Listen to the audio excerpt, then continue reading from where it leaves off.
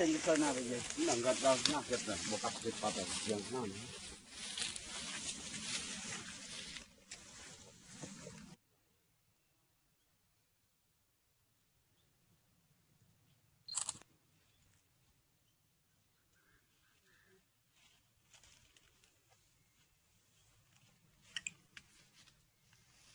បាក់ទៅ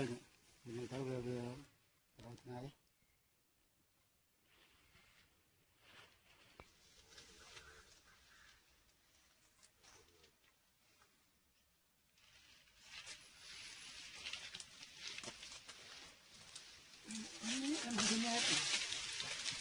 Terus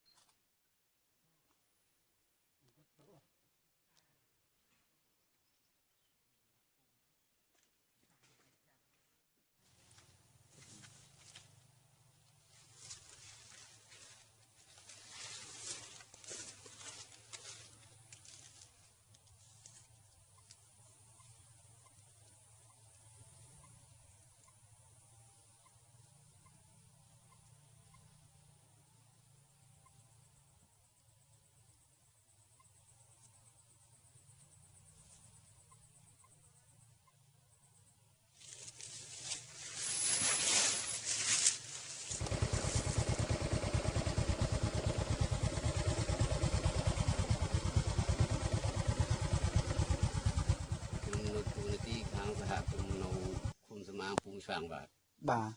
អញ្ចឹងក្នុងការកាប់ព្រៃបងមានបានរាយការណ៍ទៅខាងក្រៅបាទខ្ញុំមកដែលខ្ញុំមកហើយកលែងកាប់ព្រៃនេះខ្ញុំបានដូចថាតន្សហការជាមួយតន្ត្រីការស្អីនេះខ្ញុំកំពុងថាចាប់ដើមមកឃើញតលឃើញគេកាប់នោះខ្ញុំក៏ទៅដល់ផ្ទះក៏ខ្ញុំកំពុងរាយការណ៍ប្រាប់ដូចថាខាងហើយមីសហគមន៍របស់ខ្ញុំបាទហើយគាត់ថាម៉េចដែរគាត់ថាអុយដូចថាខ្ញុំជាគូនអនុប្រធាននេះអុយថានៅខាងសមត្ថកិច្ចនៅខាងហើយរដ្ឋបាលប្រៃឈើអីគេមកទីប្រាប់គេថាលេចចុករវល់សិនបាទបងអូគេថាចុករវល់បាទអញ្ចឹងក្នុងការកាប់នេះយូរនៅហើយអស់ប្រហែលប្រមាណ100ហិកតាដែរសូមមកជួយអំភ្លឺនេះបាទហើយដូចថាយូរហើយយូរដែរនេះបងបាទចិត្តហើយជាង2ខែហើយបាទកាប់ហ្នឹងហើយបាទអូមើលព្រៃដូចថ្មីហ៎បង